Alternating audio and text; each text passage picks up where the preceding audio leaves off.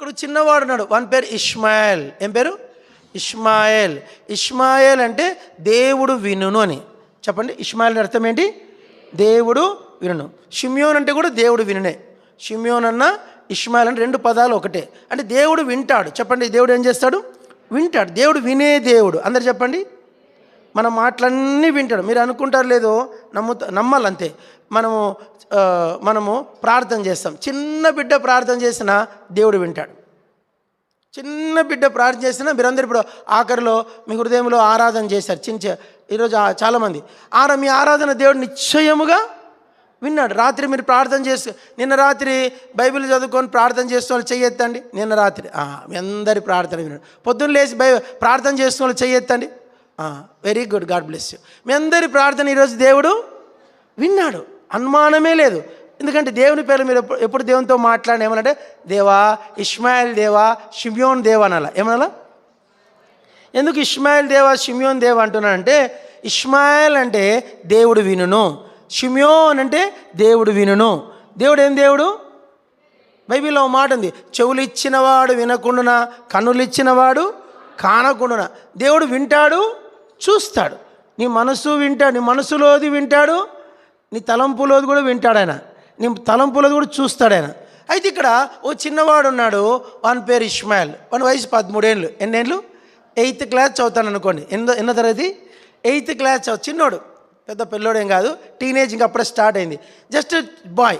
ఆ teenage boy అయినటువంటి ఆ చిన్నవాడు, ఆ ఇష్మాయేలు ఓ చిన్న సందర్భం వచ్చి చిన్న తప్పు చేశాడు. ఏం తప్పు చేశాడు? అబ్రాము భార్య అయిన షారాకు కొడుకు పుట్టాడు. కొడుకు పుడితే ఆ పిల్లవాడిని పాలు విడిచే ఫంక్షన్ పెట్టాడంట అబ్రామ్. ఏం చేశాడంట?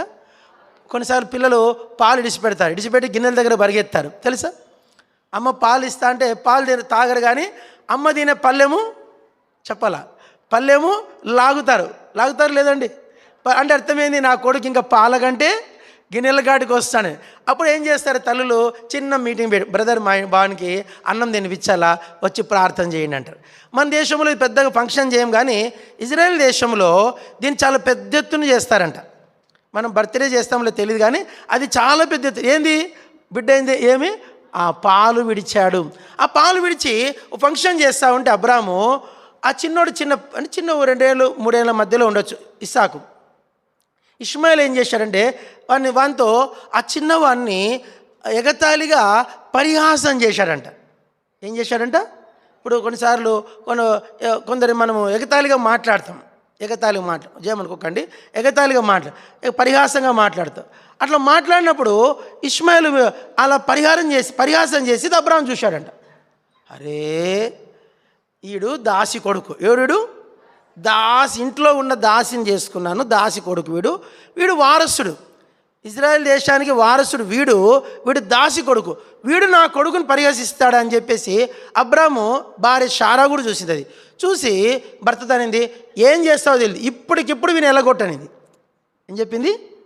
ఇప్పటికిప్పుడు వీడిని వెళ్ళగొట్టాల్సిందే అని చెప్పేసి పెద్ద ఎత్తున చేసరికి అబ్రాము ఎట్లా అంటాడంటే, షారా మాట జవదాటాడు. చెప్పండి, షారా మాట గీత గీస్తే గీత ఆడే ఉంటాడు అబ్రాము.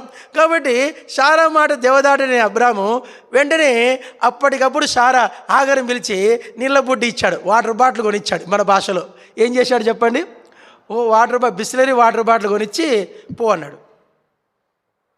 అంటే ఆమె ఎంత మంచిదంటే, భర్త మాటకి ఎదురు చెప్పని దాసి.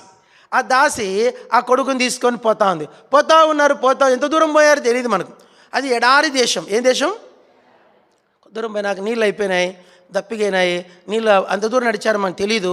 ఆ దప్పికకు వాడు సన్ స్ట్రోక్ వచ్చింది, కింద పడిపోయాడు. కింద పడిపోయి ఇంకా నీళ్ళు దప్పికైపోతే మనిషి డిహైడ్రేషన్కి వెళ్ళిపోతాడు.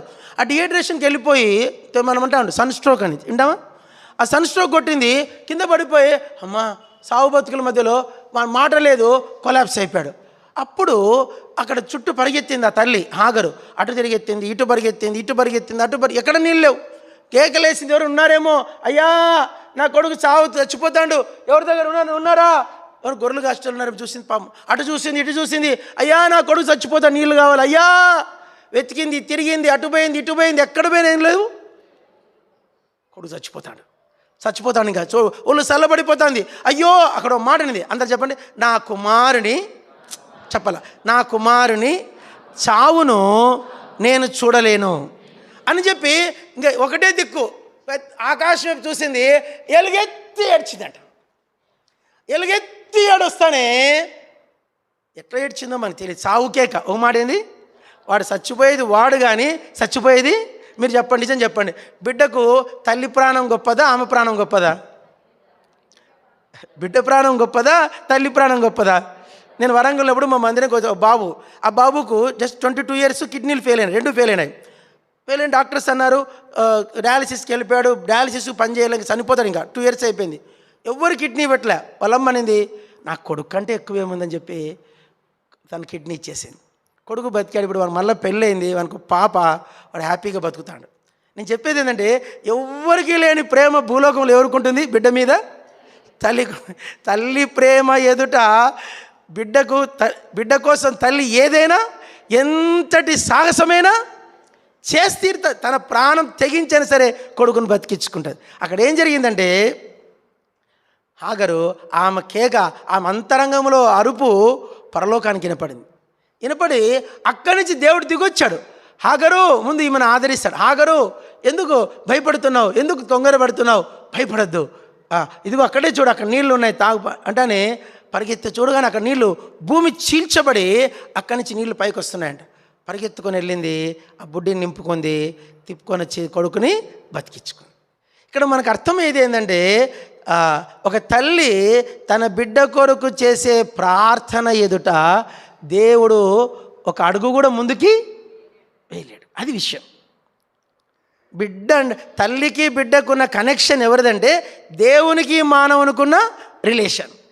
మనకు సీఎం గీతలో పాడింది, తల్లి మరచిన మరువడేసు నిరతము, తల్లి మరచిన మరువడేసు నిరత. కానీ తల్లి మరచిన అంటే ఒక మాట, ఒక చిన్న పోటీ పెడదాం. తల్లికి బిడ్డకున్న ప్రేమ ఎక్కువనా, జాగ్రత్త చేయాలి మీరు, దేవునికి భక్తునికి ఉన్న ప్రేమ ఎక్కువనా? త్వరగా చెప్పండి. ఇప్పుడు మా అమ్మ ఉంది, మా అమ్మ 2014 చనిపోయింది. ఇప్పుడు మా అమ్మ చనిపోయి 9 ఏళ్ళు అవుతుంది. మా అమ్మ లేదు ఇప్పుడు నాకు. ఇప్పుడు నాకు 9 ఏళ్ళు నన్ను చూస్తున్నది ఎవరు? దేవుడే. కొన్నిసార్లు తల్లి వెళ్ళలేని స్థలానికి దేవుడు వెళ్తాడు. తల్లి బాధ్యత కంటే దేవుని బాధ్యత గొప్పది. చాలామందికి తల్లి ఉండదు. తల్లి లేని వాళ్ళందరూ చెయ్యి ఎత్తండి ఒకసారి. మా అమ్మ లేదు అనేటోళ్ళు, ఉన్నోళ్ళు చేయి దించండి, లేనోళ్ళు కొంచెం పైకి ఎత్తండి అమ్మ. చాలా వెరీ గుడ్. మీకు తల్లి ఎవరు చెప్పండి? బైబిల్ చెప్తోంది. అందరు పలకండి, నా తల్లి నా తండ్రి నన్ను విడిచినను, యెహోవా నన్ను చేరదీయ. కొందరికి తల్లి ఉండదు, కొందరికి తండ్రి ఉండడు, కొందరికి ఇద్దరు ఉండరు. ఎవరు లేకపోయినా దేవుడు చేరదీస్తాడని చెప్పి ఇక్కడ హాగరు తన కుమారుని విషయమే ఆ ప్రార్థన దేవుడు విన్నాడు. ఆయన దిగి వచ్చినట్టుగా మనకు లేఖనము కనిపిస్తూ ఉంది. కానీ మరి ఇప్పటికి ముస్లిమ్స్ ఎక్కడ పోయారంటే జంజం పోయి ఇచ్చినామంటారు. ఏమంటారు? జంజం. అందరు చెప్పండి. ఇక్కడ బైబిల్లో ఆ హాగరు కుమారుడైన ఇష్మాయిల్ కోసము చీల్చిన ఆ గొయ్యి ఇప్పటికీ అరబ్ కంట్రీలో ఉంది. అక్కడి నుంచి నీళ్ళు ఇంకా ఉబ్బుకుతూనే వస్తున్నాయంట. ఇప్పుడు మక్కాకు పోయిన వాళ్ళందరూ అక్కడికి వెళ్ళి ఆ నీళ్లు పట్టుకొని వచ్చుకుంటారు. ఏంది అవి? మక్కా నీళ్ళు, కాబా నీళ్ళు. వాడు ఏమంటే హజ్జుకు పోయి ఇచ్చినామంటారు. ఏమంటారు? హజ్జుకు పోయి ఇచ్చినాం, అక్కడి నుంచి తెచ్చాము ఈ నీళ్ళని. చాలా జాగ్రత్తగా తెచ్చుకుంటారు ఆ నీళ్ళు. నా అంశం ఏంటంటే ఇక్కడ ఒక తల్లి తన బిడ్డ కోసము పరితపించిన ప్రార్థన దేవుడు దాటిపోలేకపోయాడు అనేది మనం ఇక్కడ నేర్చుకోవాలి. మీలో కూడా మీరు స్థానిక సంఘపక్షంగా, దేవుని బిడ్డల పక్షంగా మీరే తల్లి. తల్లి ఎవరు చెప్పండి? ఇప్పుడు హాగరు. ఇష్మాయిల్కి తల్లి ఎవరు? హాగరు. చెప్పండి, ఇష్మాయిల్ తల్లి ఎవరు? హాగరు. సంఘానికి తల్లి ఎవరు? సంఘమే. విశ్వాసికి తల్లి ఎవరు చెప్పండి? విశ్వాసికి తల్లి ఎవరండి? సంఘమే. కానీ ఇప్పుడు మనమందరము కలిసి అనేకమైన బిడ్డల్ని బాధ్యత మన మీద ఉంది. నిజంగా సంఘంలో నిజంగా చెప్తున్నాను, ఏ ఒక్కరి గురించి మీరు కన్నీటి మీ పిల్లల గురించి కాదు. మీ పిల్లల గురించి చేసేదేమో రక్త సంబంధం, సంఘములో ఉన్న బిడ్డల కోసం చేసేదేమో ఆత్మ సంబంధం. చెప్పండి. రక్త సంబంధము అప్పుడు చెప్పిన తేలిక అడుగుతా, రక్త సంబంధం గొప్పదా, ఆత్మ సంబంధం గొప్పదా? ఆత్మబంధమే గొప్పది. కానీ ఆత్మబంధము చాలా బలమైంది. ఎందుకంటే తర్వాత చూద్దాం, ఆఖరి ఫైనల్కి వద్దాం, చాలా బాగుంటుంది. ఇప్పుడు ఎవరైనా సరే ఏ విశ్వాసి గురించి ఎందుకు సంఘ ప్రార్థన బలమైంది? దాని ఎదుట పాతాళలోక ద్వారములు. ఎందుకు సంఘ ప్రార్థనకు అంత శక్తి ఇచ్చాడంటే, ఈమె ఎవరంటే తల్లి. ఈమెవరు? తల్లి. ఎవరు ఈమె అంటే వ్యూహిత సైన్య సమభీకరేగు. ఈమె ఎవరంటే షీజ్ ఏ మదర్. కానీ తల్లి. కానీ ఈ తల్లి ద్వారానే దేవుడు తన కార్యాలు చేస్తాడు. హాగర్ అనే తల్లి. చెప్పండి, ఈమె పేరు ఏం పేరు? హాగర్. ఒకటి. రెండో తల్లి చూద్దాం. రెండో తల్లి చదవండి. మొదటి సమూయేలు గ్రంథము 4వ అధ్యాయం. మొదటి సమూయేలు 4వ అధ్యాయం. అందరు చాలా బాగుంటుంది ఈ కథ. అందరు చదువుకుందాం. 19వ వచనం నుంచి 22 వరకు చదవాలి. 19 నుంచి 22 వరకు. ఏలీ కోలడగు ఫినియాస్. దొరికిందా? చదవండి, అందరు చదవండి. మీరు చదివితే నాకు సేవ్ చేసి చదవండి ప్లీజ్.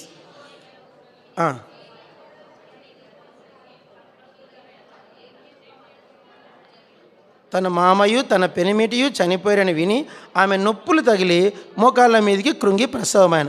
ఆమె మృతి పొందుచుండగా దగ్గర నిలిచిన స్త్రీలు ఆమెతో, భయపడవద్దు, కుమారుని కంటివని ఆమెకు ప్రత్యుత్తరం ఇయ్యక, కుమారుని కంటివని. కానీ ఆమె ప్రత్యుత్తరం ఇయ్యకయు తన మామయు పెనిమిటియు చనిపోయారని సంగతి తెలుసుకొని ప్రభావం ఇశ్రాయేలు నుండి పోయినని చెప్పి తన బిడ్డకు ఈకాబోదు అని పేరు పెట్టెను. చాలు.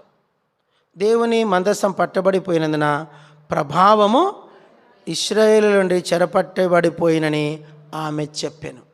ఇక్కడ ఒక తల్లి ఉంది. ఈమె పేరు లేదు, కానీ ఈమెకు పేరు ఫినెహాసు భార్య. ఏం పేరు? బైబిల్లో చాలామంది ఫినెహాసులు ఉన్నారు. ఇక్కడ ఒక ఫినెహాసు భార్య. ఈమె ఎవరంటే ఏలీ కోడలు. అందరు చెప్పండి, ఈమెకు పేరు పెడదాం, ఏలీ కోడలు. చెప్పండి. ఇప్పుడు వాళ్ళ ఇంట్లో ఆమె భర్త, వాళ్ళ మరిది ఉన్నారు, హోఫ్నీ ఫినెహాస్. అంటే ఈమె భర్త బావ అనుకోవచ్చు. ఈమె భర్త వచ్చి చిన్నోడు, హోఫ్నీ వచ్చేందుకు హోఫ్నీ ఫినెహాస్. హోఫ్నీ పెద్దోడు, ఫినెహాస్ చిన్నోడు. అంటే తమ్ముని భార్య ఈమె పేరు లేదు.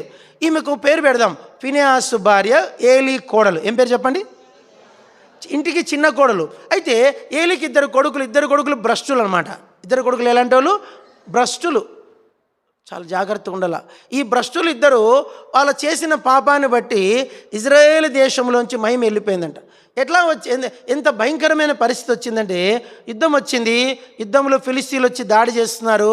అమ్మో వాళ్ళు వచ్చారు యుద్ధానికి అని చెప్పేసి ఈ ఏలీ ఫినెహాసులు ఏం చేశారంటే, యుద్ధానికి మనకు శక్తి ఉంది కదా, దేవుని మందసం ఉంది, మందసం తీసుకొని పోతే దేవుడు తప్పకుండా విజయం ఇస్తాడని చెప్పేసి మందసాన్ని తీసుకొని పోయారు. మందసాన్ని తీసుకొని పోయి మందసాన్ని మధ్యలో పెట్టారు.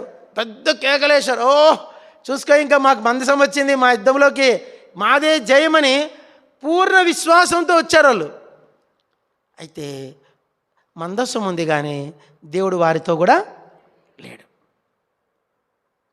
చేతిలో బైబిల్ ఉంటుంది, కానీ మనిషిని దగ్గర జీవం ఉండదు. చేతిలో ఏముంటుంది? బైబిలే ఉంటుంది. బ్యాగ్ ఉంటుంది, బైబిల్ బ్యాగ్ ఉంటుంది. పాస్టర్ అంటాడు, పెలుపు అంటాడు, దేవు అంటాడు, అదంటాడు, ఇదంటాడు. కానీ ఆ అయ్యగారి దగ్గర ఏముండదు? దేవుని మహిమ ఉండదు. ఆ మహిమ ఉండాలంటే ఏంది? మాటలు కాదు. మార్కెట్లో గంజిపేటలో మార్కెట్ సంతలో దొరికేది గంజిలో దొరుకుతుందండి దేవుని మహిమ? లేక కర్నూలు బస్ స్టాండ్లో దొరుకుతుందా? ఏడదో హెబ్రోన్ గోల్కొండ చౌరస్తాలో ముక్కురుములు దొరుకుతుందా?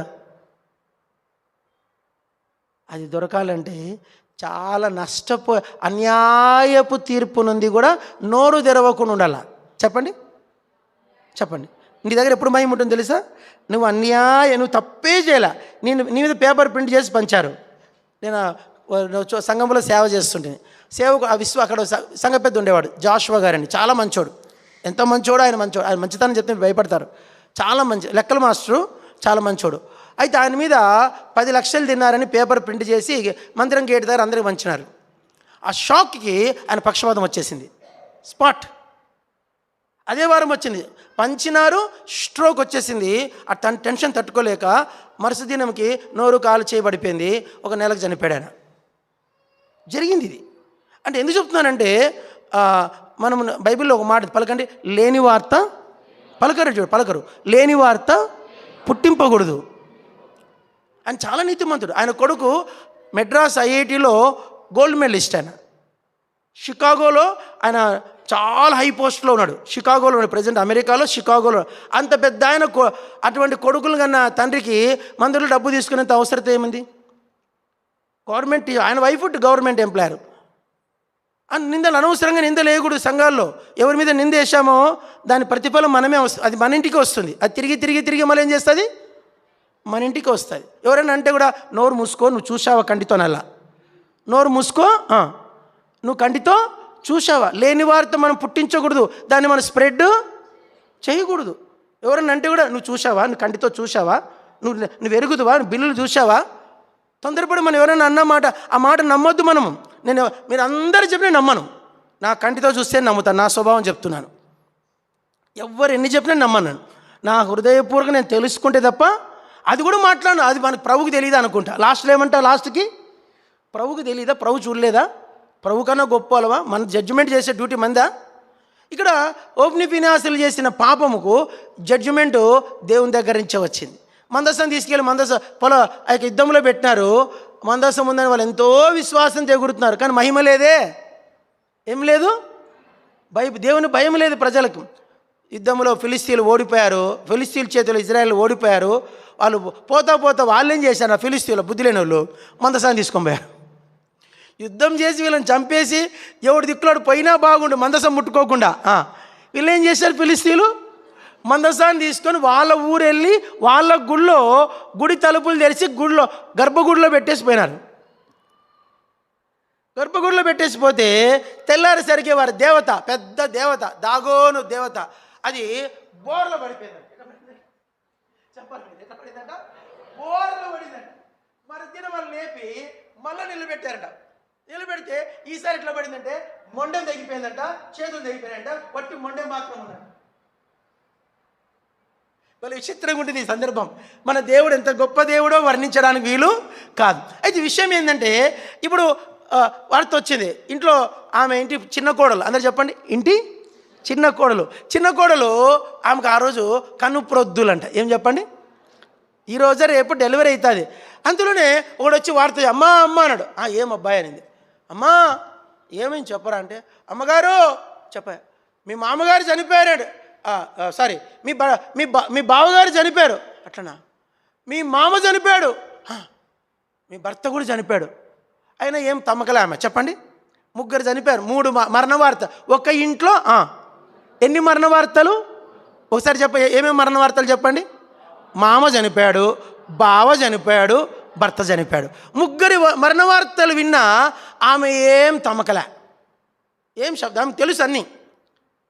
ఆమెకు ఇంట్లో ఉన్న పరిస్థితులు తెల్లండి, ఇంట్లో ఆడ మనిషికి తెలుస్తా తెలియదా, అన్నీ తెలుస్తాయి, ఆమెకు అన్నీ తెలుసు. అయినా ఏం తమ్మకలే.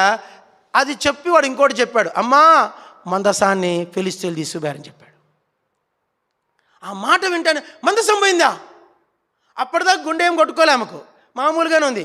ఎప్పుడైతే మందసం తీసిపోయారంటేనే అబ్బా మందసం పోయిందా, ఒక్కసారి అట్లా కూలిపోయింది. నిండు గర్భిణి కాబట్టి ఆమె వెంటనే డెలివరీ అయిపోయింది. డెలివరీ అయింది, మగబిడ్డకు జన్మనిచ్చింది. మంత్రసాన్ వచ్చింది, మంత్రసాన్ డెలివరీ చేసింది. ఒక మాట అయింది, అమ్మా నీ కొడుకు పుట్టినాడే. ఇంట్లో 3 పోయినారు, కొడుకు పుట్టాడు వార్త చెప్తే ఏం సంతోషం ఉంటుంది. ఆమె అది పోయిన బాధ, 3 లేచిపోయారని సంగతి, 3 మరణించారని సంగతి బాధ కలిగించట్లే. కానీ మందసం పోయిందని వార్త విని మనకు పేరు పెట్టింది. ఏం పేరంటే, వీని పేరు ఈకాబోద్ అని పెట్టింది. విచిత్రం ఏంటంటే ఆ పేరు పెట్టి ఆమె కూడా చనిపోయింది.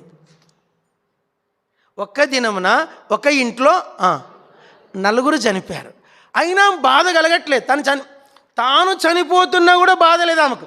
గమనించండి, మామ చనిపోయినా బాధ లేదు, బావ చనిపోయినా బాధ లేదు, భర్త చనిపోయినా బాధ లేదు, ఆఖరికి తాను చనిపోతున్నా బాధ లేదు.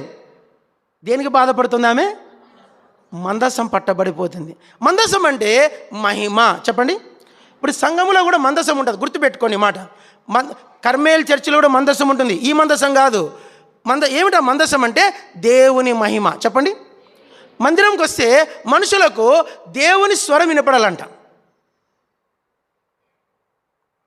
మందిరానికి వస్తే ఏం కనపడాలా? దేవుని స్వరం వినపడాల. దేవుని మందిరంకి వచ్చినందుకు మనిషికి అంతరంగంలో ఆత్మ నాట్యం ఆడాల. తెలుగులో బైబిల్లో ఆ మాటను పరవశం అంటారు. చెప్పండి. వాళ్ళు పరవశులేరు. యేసుక్రీస్తుని చూసినప్పుడు ఏమయ్యారంట? వాళ్ళు జ్ఞానులు, వారు పరవశులయ్యారంట. ఆ గొల్లలు ఏమయ్యారంట? పరవశులయ్యారంట. ఆ పరవశం ఉండాల సంఘంలో. ఆ పరవశం ఉందంటే మందిరంలో మహిమ ఉన్నట్లు. ఏందిరా ఇంకా అయిపోలేదురా, ఇంకా ఇంకెప్పుడు చెప్తాడు? సుత్త కొడతాడు, బోరింగ్ కొడుతుంది అనుకో. పాస్టర్ గారు నిలబడినప్పుడల్లా బోరింగ్ అంటే అర్థం ఏంటి? రోజు వాచ్ చూసుకోవాల్సి వస్తుందని, ఏందబ్బా ఈ చర్చికి వచ్చి పడ్డాము అనే ఫీలింగ్ వస్తూ ఉందనుకో. ఏంది ఈ చర్చిలో నెమ్మదే లేదు, ఏంది ఇట్లా ఉంది ఇక్కడ? ఒక పాటలో శృంగారం లేదు, వాయిద్యం శృంగారం లేదు, మాట శృంగారం లేదు, ఆత్మీయమైన సౌందర్యం ఏమీ లేదు ఇక్కడ అనే ఫీలింగ్ వచ్చిందనుకో, అది గుడిసె. కానీ దాంట్లో మహిమ ఉండాలా. చెప్పండి, ఏముండాలా? మీరు నాకు తెలియకడతా. గుడిసె మందిరం చూసిన వాళ్ళు చెయ్యెత్తండి. మందిరం చూసిన వాళ్ళు చెయ్యెత్తండి అమ్మా. ఇక్కడ గుడిసె మందిరం చూసిన పైకి ఎత్తండి. Very good, God bless. చేద్దాం కనిపెల్లా. Very good. మీరు ధన్యులు. అప్పుడు ఆ గుడిసె మందిరంలో దేవుని మహిమ ఉన్నిందా లేదా? సమాధానమ్మా చెప్పు. ఉన్నిందా లేదా? ఉన్నింది. గుడిసె కానీ మందిరం ఏముండాలా? గుడిసెలో ఏముండాలా? మహిమ ఉండాలి. బిల్డింగ్లు కట్టుకుంటే కాదు, దీని మీద ఇంకొక 4 అంతస్తులు వేసినా కాదు, దాంతో మనకు వచ్చేదేంలే. మందిరంలో ఏముండాలా? మహిమ ఉండాలి. దేవుని మహిమ కనిపించాలి. ఈమెకు ఏమనిపించిందంటే తన ప్రాణం పోతున్నా కూడా చింత లేదు. కానీ మందిరంలోంచి ఏమి వెళ్ళిపోయింది? ఈమె ఏమి తల్లి అంటే కొడుకు పుట్టాడని సంతోషం లేదు, కన్న కొడుక్కి నేను దూరం అవుతున్నాను బాధ ఆమెకు లేదు. నిజంగా చెప్పాలంటే ఇలాంటి వారే నిజంగా చెప్పండి ఒక మాట నేను అంటాను, జాగ్రత్త అండి. ఏలీలో మహిమ లేదు, చెప్పాలి జాగ్రత్తలా. ఏలీలో మహిమ లేదు, హోప్నీలో మహిమ లేదు, ఫినియాస్లో మహిమ లేదు. కానీ కోడల్లో ఏముంది? చెప్పండి అమ్మా, ఉందా లేదా? చెప్పండి. ఏలీ కోడలు మహిమ ఉందంటే వాళ్ళు చెయ్యెత్తండి ఒకసారి. Praise the lord. ఉంది, ఆమెలో మహిమ ఉంది. ఆమెకు ఎంత దేవుని మందిరమును గురించిన ఎంత చింతగా అనిపిస్తాను చూడండి ఆమెలో. నిజం చెప్పాలంటే షీజ్ ఎ మదర్. చెప్పండి, ఆమె నిజమైన తల్లి. సంఘములో విశ్వాసం ఎట్టుండాలంటే ఏలీ కోడల్లాంటి మనస్తత్వము ఉండాలి. అలాంటి భారం మనకు ఉండాలి. అరే దేవుని మందిరము, సంఘము దేవుని ఇల్లది, ఆ ఇంట్లో దేవుని మహిమ ఉండాలి. దాని జోలికి మనము పోకూడదు. దానికి నష్టము మన వల్ల, మన కుటుంబం వల్ల వాటిల్లా కూడదు. దానికి ఎంత సేవ చేస్తే అంత ఆశీర్వాదం. చెప్పండి, ఈ తల్లికి ఎంత సేవ చేస్తే అంత ఆశీర్వాదం. ఈ యెరూషలేమా నిన్ను ప్రేమించువారు తల్లి. ఇది రెండో తల్లి. ఈ తల్లి ఇస్ సో స్మార్ట్. ఆగరు తల్లి మంచిదే, తన కొడుకుని దక్కించుకుంది. ఈ తల్లి మంచిదే. ఈ తల్లి నేను అనుకుంటాను ఇక్కడ ఏలీ కోడలుకున్న మనస్సు ఎవరిదంటే దేవుంది. అది ఆమె మైండ్ కాదు. His mind is god's mind. చెప్పండి, గాడ్స్ మైండ్ ఓన్లీ. అది ఆమె మనస్సు కాదు. దేవుని ఇంట్లో అబ్రాహ్మ్ అన్న పోవచ్చు, బక్సింగ్ గారు వెళ్ళిపోయారు, ఫిలిప్ గారు వెళ్ళిపోయారు, ఇంకెవరు జీజాన్ వెళ్ళిపోయాడు, అందరు వెళ్ళిపోయారు, జీటి గారు వెళ్ళిపోయారు. దేవునికి దాంతో పెద్ద బాధ లేదు. దేవునికి ఏం కావాలంటే ఆయన ఇంట్లో ఏముండాలా? ఆయన మహిమ ఉండాలి. ఆ మహిమను నువ్వు కాపాడే వ్యక్తిగా ఉంటే దేవుడు నీకు జీతం ఇస్తాడు. అదే యెరూషలేమును ప్రేమించడం అంటే. యెరూషలేమా నిన్ను ప్రేమించువారు. ఈరోజు యెరూషలేమును ప్రేమించే మనస్తత్వము కావాలని ప్రభు కోరుతూ, అలాంటి వారి కొరకే సంఘం, అలాంటి వారే తల్లి. రెండు తల్లి. మూడో తల్లి, అబ్బో ఏం తల్లి అండి, ఈమె మీకు సవాల్ వేస్తుంది. ఇప్పుడు మూడో తల్లి సవాల్ చేస్తుంది. తీయండి, మొదటి రాజులు 3వ అధ్యాయం. మొదటి రాజులు 3వ అధ్యాయం. మొదటి రాజులు 3వ అధ్యాయం. దాని తమ్మి ఆ ఫ్యాన్ ఏమ్మా, ఆ ఫ్యాన్ ఏనా స్విచ్ చేయి. 2 ఫ్యాన్లే పైన పైన కూర్చో. మొదటి రాజులు 3వ అధ్యాయం అందరు చదువుకుందాం. కొంచెం ఓపిక చేసుకోవాలా. 16వ వచనం నుంచి కొన్ని మార్చి చదువుకు. నేను ఒక వచనం, మీరు ఒక వచనం. మొదటి రాజులు 3:16 నేను చదువుతా. తర్వాత వేశ్యలైన 2 స్త్రీలు రాజుని వద్దకు వచ్చి అతని ముందర నిలిచిరి.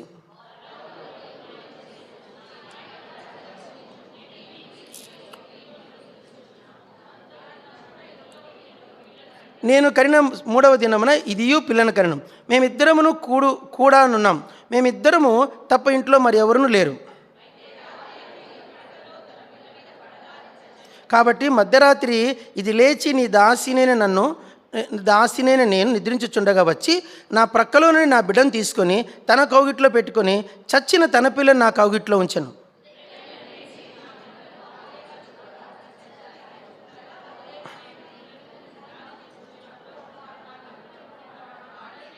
అంతలో రెండవ స్త్రీ, అది కాదు, బ్రతికున్నది నా బిడ్డ, చచ్చినది దాని బిడ్డ అని చెప్పగా ఆమె, కాదు, చచ్చినదే నీ బిడ్డ, బ్రతికున్నది నా బిడ్డ నేను. ఈ ప్రకారం వారు రాజు సమ్ముఖమున మనవి చేయగా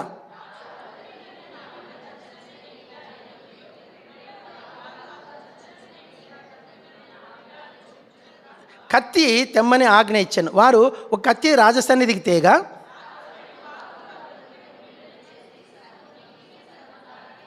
సెల్ ఫోన్లు బయట పడేసిరండి. ఎవరే కానీ మందిరంలో వాక్యం జరుగుతుండగా సెల్లులు తీసుకొని బయటకు పోకూడదు. That is a wrong. ఇంకెప్పుడు అట్లా చేయకండి.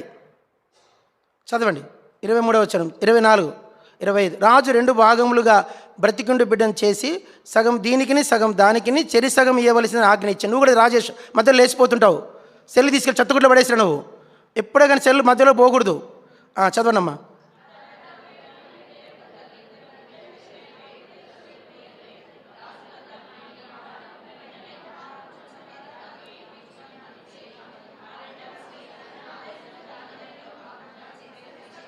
అందుకు రాజు బ్రతికున్న బిడ్డను ఎంత మాత్రం చంపగా మొదటి దానికి ఈడి దాని తల్లి అదే అని తీర్పు తీర్చను.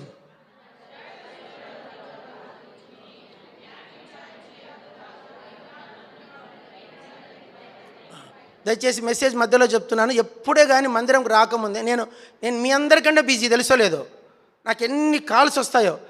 మందిరంలో ఎప్పుడు సెల్ తెచ్చుకో, ఎప్పుడో మొరపాటు మిస్ అవుతుంది. మందిరంకి వచ్చేప్పుడు సెల్లులు మీరు సైలెంట్లోనే పెట్టుకో, సైలెంట్ మోడ్ చేసి స్విచ్ ఆఫ్ చేసుకోండి. స్విచ్ ఆఫ్ అంటే కొన్నిసార్లు అవసరం వస్తుంది కనుక సైలెంట్ పెట్టుకోండి. మందిరంలోకి వచ్చి నాకు సెల్లు పక్కన ఉందని కదా లేచిపోయారంటే నువ్వు భక్తి నువ్వు బల్ల తీసుకోవద్దు. నువ్వు నీకు కూడా చెప్తున్నా రాజేష్, ఎవరైనా సరే ఒక్కరోజు ఉంచుకున్న సార్ నాకు ఈ సంఘంలో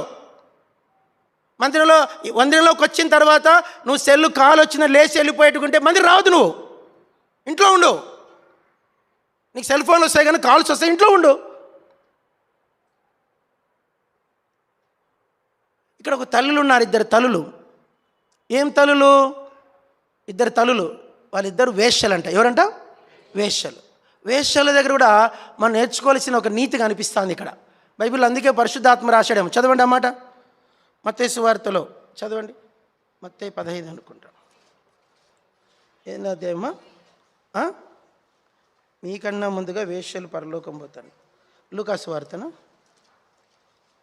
ఒక్క నిమిషం.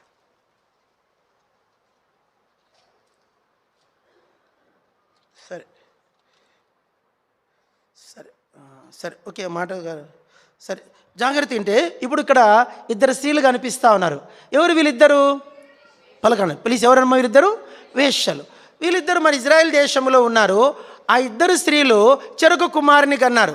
2 కుమారులను కని వారిద్దరూ జస్ట్ ఒక వారం తేడాలో 3 రోజుల తేడాలో 2 కుమారులను కన్నారు. కానీ వారు కొంత 2 రోజుల తర్వాత ఏమైంది? ఆ తల్లి మంచి నిద్రలో ఏమైందంటే ఆమె బిడ్డ మీద ఒరిగిపోయేసరికి ఆ పసిబిడ్డ ఊపిరి తీసుకోలేక చచ్చిపోయేసరికి ఈ లేచేసరికి వీడు చచ్చిపోయాడు. దాని ఒడిలోనేమో మగబిడ్డ బతికున్నాడు. ఇది చూసింది, అది నిద్రలో ఉందని చూసి ఈ బిడ్డను తీసుకెళ్ళి బతికిన దాంట్లో పెట్టి బతికి బిడ్డను తీసుకెళ్ళి తన ఒళ్ళో పెట్టుకొని పాలియడం మొదలుపెట్టింది. పాలిస్తూ ఉంది. తెల్లారేసరికి చూసుకునేసరికి బిడ్డ చచ్చిపోయింది అనుకొని ఒక తల్లి, అరే నా బిడ్డ చచ్చిపోయింది ఏడ్చింది. కొద్దిసేపు తర్వాత నిదానం గమనిస్తే ఇది నా బిడ్డ కాదని అర్థమైందంట. ఏమని? ఇది నా బిడ్డ కాదు అని చెప్పేసి వీడు నా బిడ్డను ఏం చేసింది, దీని సంఖ్యలో బిడ్డ ఉంది చూసింది, ఇదే బిడ్డ అనింది. నా బిడ్డ ఇదనింది. లేదు చూద్దాం, చూస్తే ఇది నా బిడ్డ. చచ్చింది నీ బిడ్డ అంటే చచ్చింది నీ బిడ్డ, నీ పట్టుకుని నా బిడ్డ అంటావు. ఇద్దరి మధ్య పెద్ద యుద్ధమైంది. ఇరుగు పొరుగు అందరికి తెలిసిపోయింది. అందరు కలిసి సరే ఇట్లా కాదమ్మా రాజుగారి దగ్గరికి పోదాంపా. ఇద్దరు తల్లులు ఇద్దరు కొడుకులను తీసుకొని రాజు దగ్గర పోయారు. రాజు దగ్గర పోయి రాజు ముందర రాజు అన్నాడు, ఏంది మీ కథ అన్నాడు. చెప్పండి, ఏది మీ కథ? పంచాయతీ అంటే ఇద్దరు చెప్పింది మొత్తం కథ అంతా మీరు చదివారు. ఇది నా బిడ్డ, ఇది నా బిడ్డ, ఇద్దరు యుద్ధమే అవుతుంది. రాజుగారికి ఏం అర్థం కాలే. సరే ఒక నిమిషం ఆగమన్నాడు. ఆగమని చెప్పి మంచి కత్తి తెమ్మన్నాడు. తెచ్చి బతుకున్న బిడ్డను 2 ముక్కలు చేసామన్నాడు. ఏం చెప్పండి, బతుకున్న బిడ్డను చెప్పాలా ఏం చేయమన్నాడు? 2 ముక్కలు చేసి చెరి సగం మంచమన్నాడు. చెరి సగం మంచమంటానే దొంగతల్లి ఏం చేసింది? చెప్పండి ఏం చేసిందంట? అది నాకును దానికి కాకుండా చెరి సగం. తొందరలో మాట జారిపోయింది. తొందరలో ఏమైంది? అయితే ఇది పక్కన పెడదాం. నిజమైన తల్లి అక్కడ మాట ఉంది, అందరూ పలకండి. ఆమె పేగులు తరుగుకొని పోయినదై. ఏమంటండి? బిడ్డకి ఏమన్నా ఇప్పుడు కొన్నిసార్లు సైకిల్ మీద కొడుకు పోతాడు, కింద పడ్డాడని తెలిసింది. తల్లి చిన్నప్పుడు మేము సైకిల్ కనుక కూర్చునే వాళ్ళం. సైకిల్లోకి కాలు ఇరక్కపోయి కాలు చక్రంలో ఇరక్కపోయిందని చాలా ఎన్నోసార్లు చూసినాం. తల్లికి తెలిసిందంటే ఎట్లుంటే తల్లి తట్టుకోలేదు అసలు. అబ్బో, అది నిజంగా చెప్పాలంటే పరలోకములో ఉన్న ప్రేమంతా తీసి దేవుడు తల్లి హృదయంలో పెట్టాడంట. పరలోకములో ఎంత ప్రేమ ఉందో మనకు తెలియదు, కానీ మాకు తెలియదు ఈ ప్రేమ. మాకు కొంతవరకే తెలుసు, మీకు మాకంటే ఎక్కువ తెలుసు. దేవుడు అట్లా అనుమతించాడు. మీరు అసలు దేవుడు అని దానికి గుర్తు ఏంటంటే మదర్. చెప్పండి, దేవుడు అని దాన్ని చెప్పడానికి ఏముంది? అందుకనే మదర్ తెరీసాకి ఏం పేరు పెట్టారు? మదర్. అంటే దానికి మించిన పదం ప్రపంచంలో ఎవడు కాపీ కొట్టలేడు.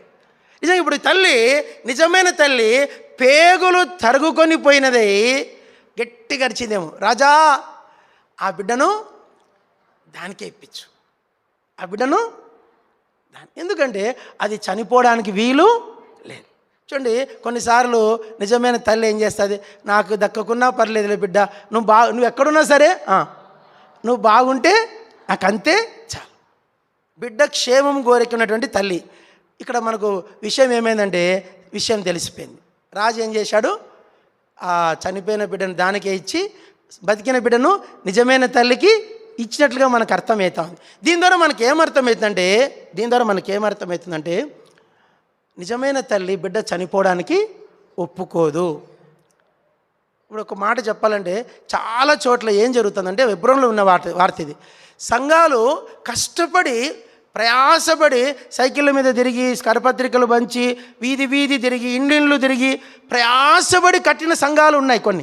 కొన్ని సంఘాలు ఏంది గుంపు చేసుకుంటారు, చిన్న గుంపు చేసుకుంటారు, 10 కుటుంబాలు చేసుకుంటారు. ఆ 10 కుటుంబాలు తీసుకెళ్ళి బల్ల స్టార్ట్ చేసుకుంటారు, కిరాయిలు తీసుకొని స్టార్ట్ చేసుకుంటారు. లేదంటే వాళ్ళ ఇంట్లోనే పెట్టుకుంటారు. అసమాధానం అని పేరు పెడతారు. ఈరోజు చెప్పాలంటే ఎన్ని సంఘాలు, విజయవాడలో ఒక సంఘం ఉంది, ఇప్పటిదాకా 10 సార్లు చీలిపోయిందంట ఆ సంఘం. ఎన్నిసార్లు? 10 సార్లు. ఆటో నగర్ బేతేల్ అంటారు దాని పేరు. నాకు తెలిసి ఒక 7 సార్లు 8 సార్లు చీలిపోయింది అది. ప్రతి సంవత్సరం చీలిపోవడం ఆ సంఘం, ప్రతి సంవత్సరం చీలిపోవడం గొడవలు అవుతాయి. ఇంతమంది తీసుకుంటారు, బయటికి వెళ్ళి పెడతారు, బయటికి తీసుకుపోతారు. ఇదే వ్యాపారం. ఒకసారి హెబ్రోనులో విన్నాను, ఆత్మల భారముతో సంఘాలు విస్తరించట్లేదంట, కానీ గొడవలు ఎక్కువై, చెప్పండి అర్థమైందో లేదో, గొడవలు ఎక్కువై సంఘాలు విస్తరిస్తున్నాయి. ఇదేం తల్లి? కన్న తల్లి బిడ్డ చనిపోవడానికి ఇష్టపడదు. నిజంగా నాకు తెలియక అడుగుతాను, మరి ఇలా ముక్కలు చేయడం ద్వారా ఆ ముక్కలు చేయబడిన ముక్కలకు జీవం ఉంటుందా అండి? ఉందా? ఉండదనే కదా తల్లి వద్దు దానికి ఇచ్చామనింది. తను నష్టపోవడానికి ఇష్టపడు. చూడు, 3 తల్లులు ఉన్నారు. ఒక తల్లి ఏం తల్లి? తన బిడ్డను బ్రతికించుకున్న తల్లి. ఇంకో తల్లి ఏం తల్లి? తన బిడ్డ కంటే దేవుని సంఘాన్ని ఎక్కువగా ప్రేమిస్తున్న తల్లి. 3వ తల్లి ఏంటి? తన బిడ్డ తనది కాకపోయినా పర్వాలేదు, బిడ్డ బ్రతికితే చాలనే తల్లి. 3 తల్లులు. 4వ తల్లి తీయండి. 4వ తల్లి చదవండి. 2వ రాజుల గ్రంథం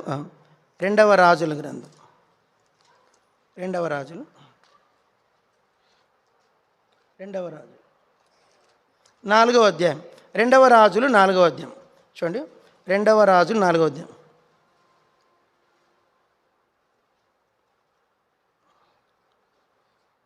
రెండవ రాజులు 4వ అందరు చదువుకుందాం.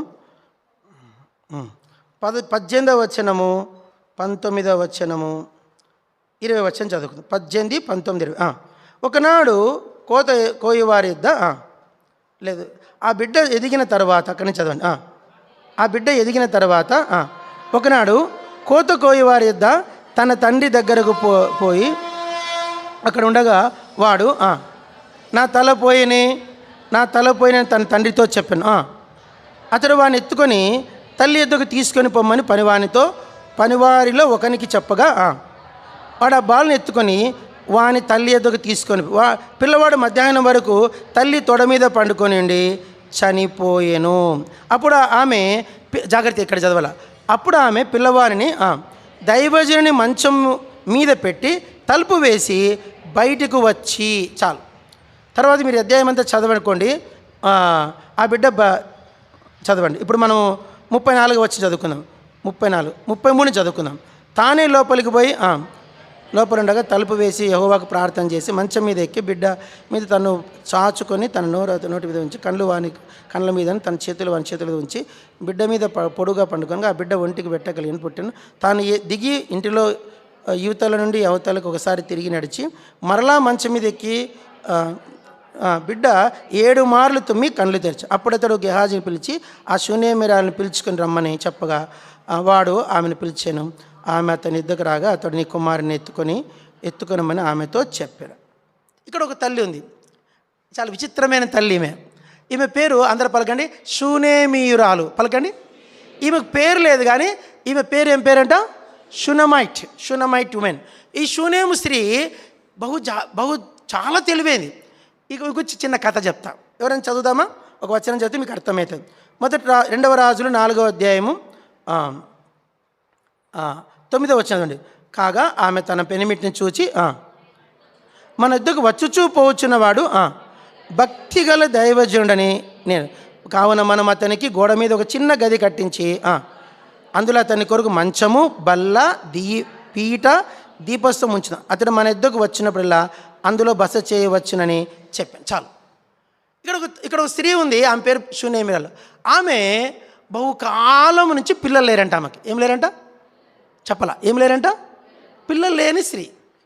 పిల్లలు లేరు, ధనవంతురాలు, అక్కడ గనురాలంట. చెప్పండి. అంటే చాలా ఫెమిలియర్ ఉమెన్. ఇప్పుడు మనకు గద్వాలో గనురాలు ఎవరు మనకు మీకు తెలిసి చెప్పండి.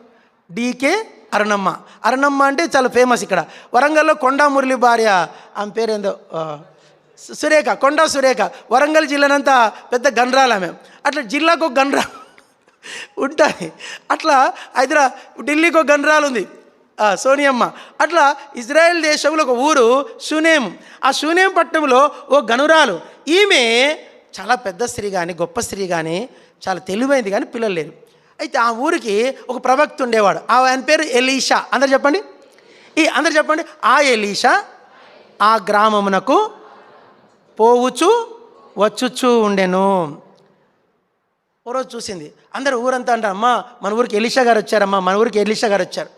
వెంటనే వెళ్ళింది. అయ్యగారు దగ్గరికి వచ్చింది. అయ్యగారు అని చెప్పమ్మా అన్నాడు. అయ్యా మా ఇంటికి రండి సార్ అనేది. ఎందుకులేమ్మా నేను పోతా అన్నాడు. అట్లా కాదు సార్, ప్లీజ్ మా ఇంటికి వచ్చి మా ఆతిథ్యం తీసుకొని పోండి సార్ అని బలవంతం చేసిందంట. ఆయన అన్నాడు, లేదమ్మా నాకు పని ఉంది, రాత్రికి నేను తరూరులో వాక్యం చెప్పాలా, నాకు వీలు కాదన్నాడు. అట్లా కాదు అయ్యగారు, మధ్యాహ్నం వచ్చి భోజనం చేసుకొని పోండి అయ్యగారు. సరే ఇంతగా అడుగుతుంది కదా శిష్యులను, పోదాం పదండి అయ్యగారు అన్నాడు. సరే పోయేసరికి మంచి భోజనం పెట్టింది.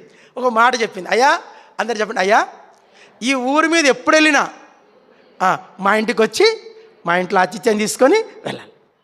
అప్పుడు నన్ను కూడా మిమ్మల్ని కూడా ఎవరైనా బంధువులు చాలా ముఖ్యమైన ఎవరు ఉంటే మరి అట్లా బలవంతం చేసేవాళ్ళు ఉంటారు. మా ఇంటికి వచ్చి పోండనా, మా ఇంటికి వచ్చి పోండను అనేసరికి ఆయన వస్తూ పోతున్నాడు. సరే ఇంట్లో చిరకాటంగా ఉంది. ఆమె అనేది, ఏమండి మన భర్త కొరకు పైన ఒక మంచి గది కడదామండి, ఎందుకంటే మన ఇంట్లో ఉండడం బాగుంటే ఆయనకు గది ఉంటే మంచిది కదా. ఈయన ఎలాంటి భార్య మాట చెప్పండి మీరు, జవదాటే రకం కాదు, అందరు ఇట్లా అంటారులే.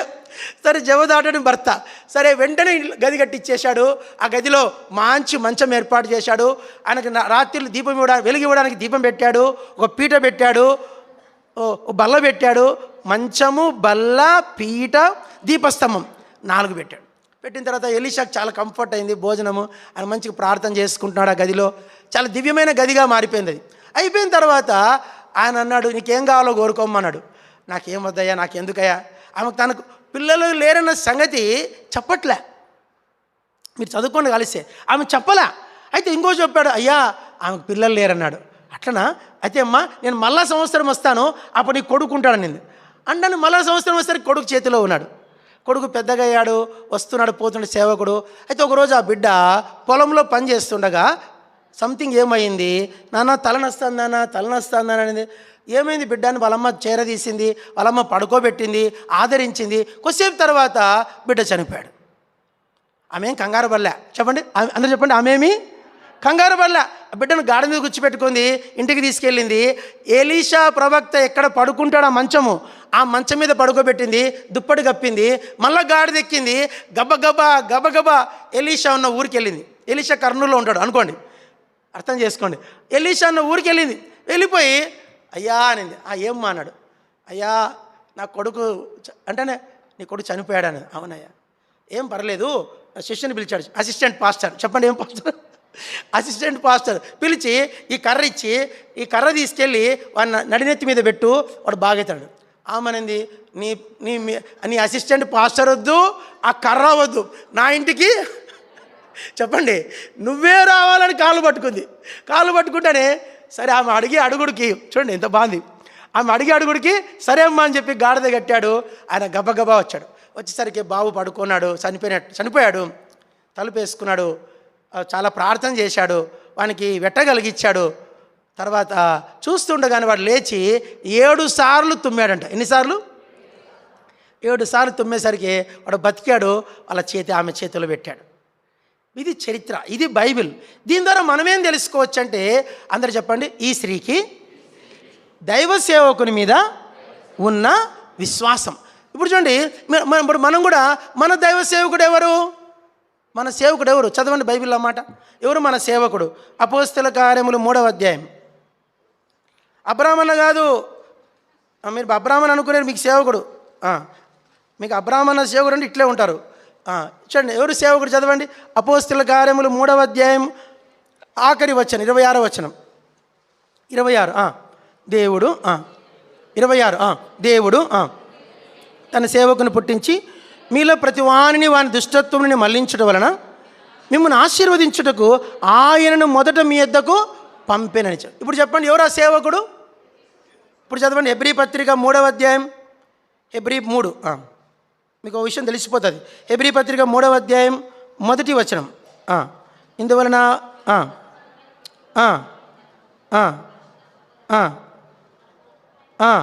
దానికి అపోస్తలుడును ప్రధాన యాజకుడునైన యేసు. చాలు, అందరు చెప్పండి. అపోస్తలుడు, ప్రధాన యాజకుడు. అందరు చెప్పండి. అపోస్తలుడు. మన విశ్వాసం ఉంచిన విశ్వాసానికి అపోస్తలుడు ఎవరండి? యేసుప్రభు. మన సేవకుడు ఎవరు? మనందరికీ సేవకుడు ఎవరు? మీరు 3 చెప్పాలా. మన సార్వత్రిక సంఘానికి సేవకుడు ఎవరు? యేసు. మన సార్వత్రిక సంఘానికి అపోస్తలుడు ఎవరు? సార్వత్రిక సంఘానికి ప్రధాన యాజకుడు ఎవరు? యేసు. ప్రధాన యాజకుడన్నా యేసే, సేవకుడన్నా యేసే, అపోస్తలుడన్నా యేసే. ఆయనే మన సేవకుడు. కాబట్టి ఆయనే మన పరమ ఎలీషా. అన్న చెప్పండి. ఆయనే మన ఈజ్ ఎ హెవెన్లీ ఎలీషా. కాబట్టి ఆ ఎలీషా మీద మన విశ్వాసం ఉంచాలి. ఈ తల్లి ఆ ఎలీషా మీద విశ్వాసం ఉంచింది. అప్పటికి ఆమె దినాల్లో యేసుప్రభు లేడు కాబట్టి, ఇంకా యేసుప్రభు పుట్టలేదు కాబట్టి ఆమె విశ్వాసం ఎవరి మీద ఉంది? ఎలీషా మీద ఉంది. మన విశ్వాసం ఇప్పుడు ఎవరి మీద ఉండాలా? ప్రభువు మీద ఉండాలి. ఆమె ఏం చేసి ఎంత కష్టం వచ్చినా కూడా, చూడండి ఇంట్లో కొడుకు చనిపోయినా కూడా ఆమె ఏమి కంగారు మనలాగా ఆమె ఏదో కంగారు పడలే. ఆమె విశ్వాసము ఏమాత్రము కదిలించబడలే. ఆ విశ్వాసంగానే ఉంది. ఆమె మొదట ఏముంది? ఆమె దగ్గర ఏముంది? ఆతిథ్యం ఉంది. చెప్పండి, మొదట ఏముంది ఆమె దగ్గర? తర్వాత సేవ ఉంది. తర్వాత సేవకుని అక్కర్లు ఆమె గుర్తుపట్టింది. తర్వాత ఆమె మేలు పొందింది. ఆ తర్వాత ఆమె విశ్వాసం అంతకంతకు అధికము అయ్యి. బైబిల్ చరిత్రలో చనిపోయి తిరిగి లేచిన వారి జాబితాలోకి తన కుమారుడు వచ్చాడు. ఈ కుమారుడు మామూలు కుమారుడు కాదు, చనిపోయి తిరిగి లేచిన వారి కుమారులలో ఇతను లెక్కలోకి వచ్చాడు. అంటే చనిపోయిన వాళ్ళు కూడా తిరిగి లేస్తారు అనే ఒక కొత్త విషయాన్ని ఆమె సృష్టికి పరిచయము చేసింది. ఎంతమంది తల్లులు ఇప్పుడు? నలుగురు. ఐదో తల్లి చూద్దాం, తీయండి. ఐదో తల్లి యోహాను సువార్త 5వ తల్లి దగ్గర అప్పుడే వద్దులేండి, తర్వాత చెప్తాం. ఇప్పుడు వద్దులేండి, అప్పుడే యెషయా గ్రంథంకి వద్దాం. ఎన్నో తల్లి ఇప్పుడు? 5. నంబర్ 5 అందరు చదవండి. యెషయా గ్రంథం 66:13. యెషయా గ్రంథం 66:13. ఒకని తల్లి వారిని ఆదరించినట్లు నేను మిమ్మల్ని ఆదరించేదను, యెరూషలేములోనే మీరు ఆదరించబడేదరు. ఈ 5వ తల్లికి ఉన్న లక్షణం ఏంటంటే ఆదరణించే తల్లి. అంటే ఏం తల్లి ఇది? ఆదరించే. నాకు బైబిల్లో ఒక మాట చేయండి, చదవండి, భలే ఉంటుంది ఈ మాట. తెస్సలోనికీయులకు రాసిన మొదటి పత్రిక 2వ అధ్యాయం. మొదటి తెస్సలోనికీయులు 2వ అధ్యాయం ఒక్క మాట. స్తన్యమిచ్చు తల్లి వలె 7వ వచనం. అయితే 2:7 స్తన్యమిచ్చు తల్లి తన సొంత బిడ్డలను గారవించినట్లుగా మేము ఈ మధ్యను.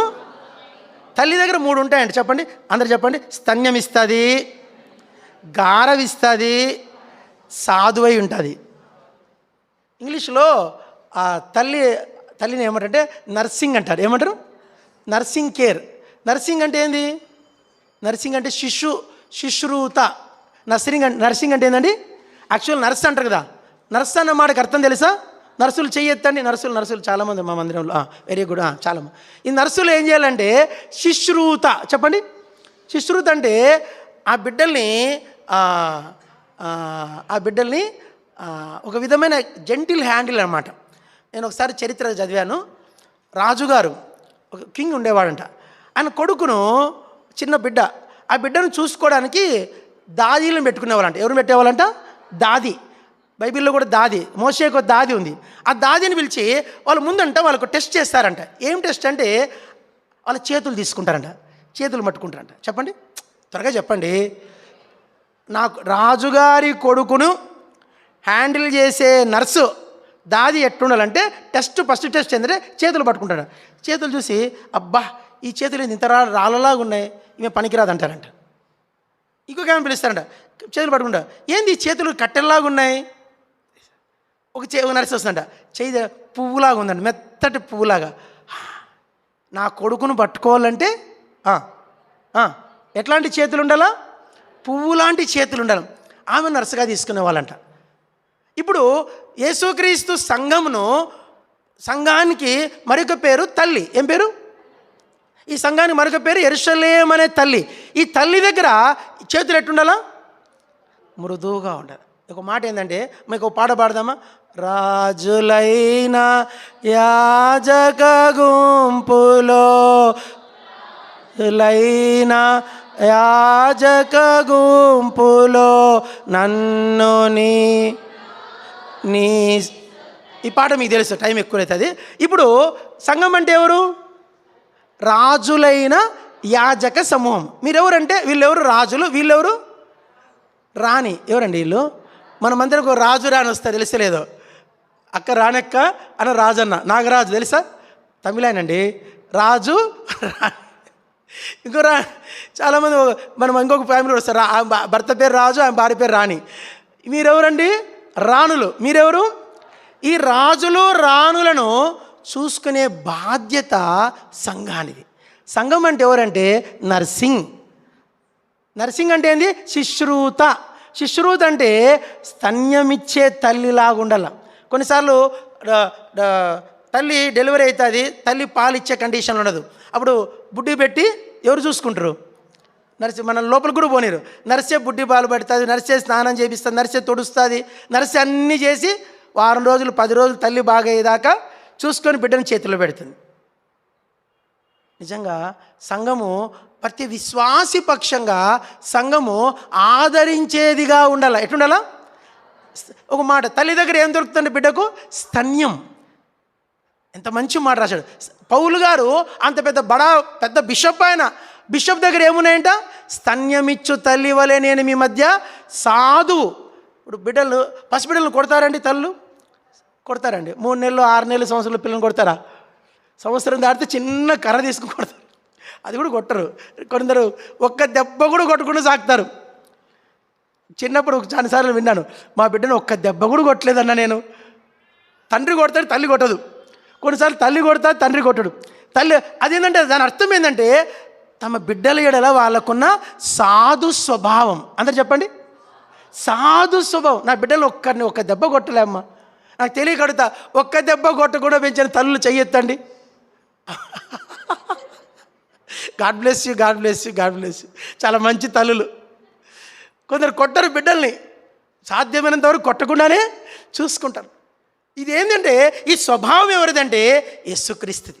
యేసుక్రీస్తు మీ మధ్య సాధువు వలె జీవించాడు. తల్లి అంటే సాధువు, ఆదరిస్తుంది. తల్లి దగ్గర ఆదరణ. ఇంకో మాట చదవండి, యెషయా 66లో భలే ఉంది ఆ మాట. ఓ మంచి మాట చూడండి, ఎంత బాగుంది మాట. మోకాళ్ళ మీద ఆడించబడదు. ఎందుకు? 12వ వచనం, 12వ వచనం చివరి భాగం. మీరు చివరి భాగం, మీ యొద్దకు దాని రాజేతును మీరు చంకను ఎత్తుకొనబడెదరు, మోకాళ్ళ మీద ఆడించబడెదరు. దేవుని సంఘాన్ని కొన్నిసార్లు తల్లి ఇట్లా ఎల్లకిల్ల పండుకొని, చూడండి, మీకు తెలుసా, ఎప్పుడు చేయలేదండి? తల్లి ఏం చేస్తుంది? ఎల్లకిల్ల పండుకుంటుంది. చూడండి ఒకసారి సీన్ బైబిల్లో ఉంది అన్నమాట, నా మాట కాదు. ఎల్లకిల్ల పండుకొని బిడ్డను మోకాళ్ళ మీద వేసుకొని ఇట్లా ఆడిస్తుంది. మీకు అర్థమైందో లేదో, ఇంటికి వెళ్ళినాక మీ బిడ్డలు అట్లా ఒకసారి ట్రై చేయండి, మీకు అప్పుడు అర్థమవుతుంది బైబిల్. పిల్లలుంటే, మీ పిల్లలు చిన్న చిన్న బుడతలు ఉంటే బిడ్డను ఇట్లా వేసుకొని ఇట్లా ఆడించండి. అప్పుడు మీకు విషయం అర్థమవుతుంది. సంఘం అంటే మోకాళ్ళ మీద బిడ్డను ఆడించేది, సంఘం అంటే బిడ్డను ఆదరించేది, సంఘం అంటే స్తన్యం ఇచ్చేది, సంఘం అంటే గారవించేది, సంఘం అంటే సాధువలే బిడ్డ యొక్క మూర్ఖత్వాన్ని భరించేది. ఇవన్నీ క్యారెక్టర్స్ మదర్. చిన్న మాటలు ఇన్ని సంగతులు రాసి పెట్టాడు దేవుడు. ఇక్కడ ఎన్నైనప్పటికీ ఎంతమంది తల్లులు అయ్యారు? 5 తల్లు. 6వ తల్లి తీయండి, టైం అయిపోతుంది. 6వ తల్లి చదవండి, యోహాను సువార్త. అబ్బో, ఈ తల్లి గురించి చెప్పాలంటే గుండె పగిలిపోతుంది. తీయండి, యోహాను సువార్త 16. విసుకోకండి, వాచులు చూసుకోకండి. మీరు వాచులు చూసుకుని మెసేజ్ ముగిస్తా.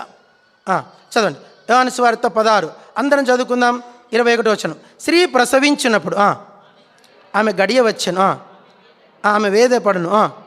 శిశువు పుట్టగానే లోకమందు నరుడొకడు పుట్టిన సంతోషం చేత ఆమె ఆ వేదన మరి జ్ఞాపకము.